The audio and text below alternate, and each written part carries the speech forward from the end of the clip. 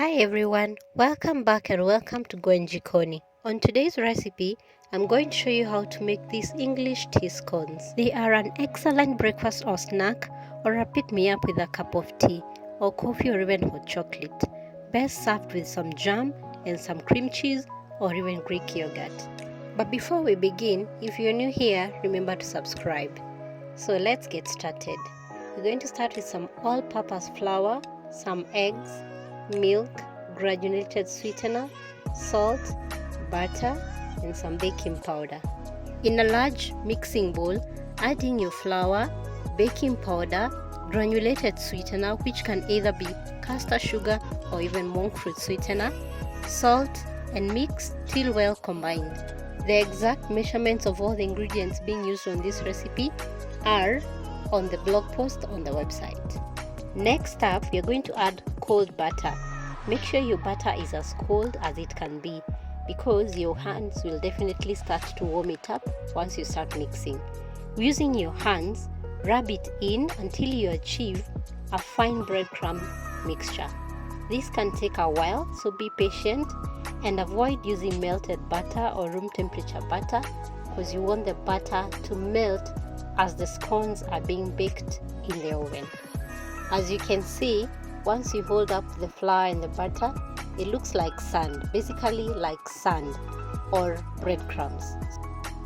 So this is the exact texture that you want the mixture to look like. Next up, make a well in the center, then you add in the egg and the milk. Mix everything together till it is just well incorporated. Do not overmix as if you're making a bread dough.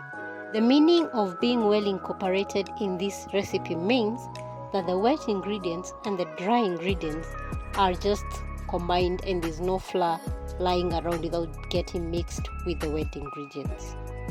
Basically, you don't have to work your muscles as you need in this dough. Just take it slow till everything looks great. On a well-floured surface, place your dough and roll to about 1 inch, which is about 2.5 centimeter thickness. In case it gets sticky as you're rolling, remember to add a little flour for you to be able to roll it nicely. Remember, this dough is not like a bread dough or mandazi or chapati. It won't be as smooth as you expect it to be. It will be a bit rough, because we made a breadcrumb-like mixture using the flour and the butter. Allow me to plug you in with my recipe books. One is a breakfast recipe book with mostly gluten-free recipes, while the other one is a dinner/lunch recipe book, each with a meal plan. Details on how to get either or are on the description box below. Be sure to check it out.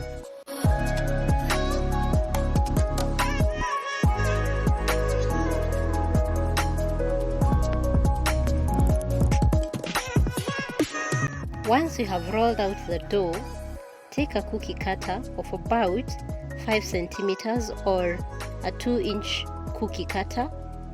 Be sure to press the cookie cutter straight down and up so that the scones can rise evenly while baking. In case you don't have a cookie cutter, use a very sharp knife to cut the dough. You should get about 14 to 16 scones using the 2-inch or 5 centimeter cutter. Carefully remove the excess dough. You can again roll it and make more scones out of it. Next up, place the scones on the prepared baking tray with a parchment paper. And this is the thickness we were going for, because as it bakes, it will be able to rise, and while baked, you can be able to slice it through. And spread some cream cheese or jam or even Greek yogurt. At this point, make your egg wash using the egg yolk that you had and brush on top of each and every scone. This will make the scone shiny and glossy once baked.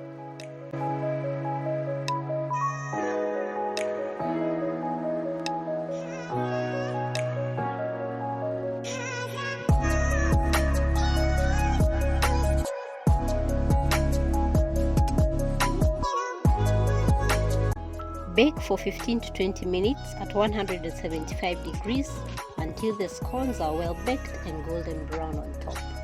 Once they are ready, you're able to slice and spread whatever spread you have on hand. I did use some Greek yogurt as some jam. They were so delicious. That is it, guys. I hope you get to try this recipe. A detailed recipe is on the blog. Be sure to check it out. Also, remember to like the video. If you found it useful, you can share with a friend.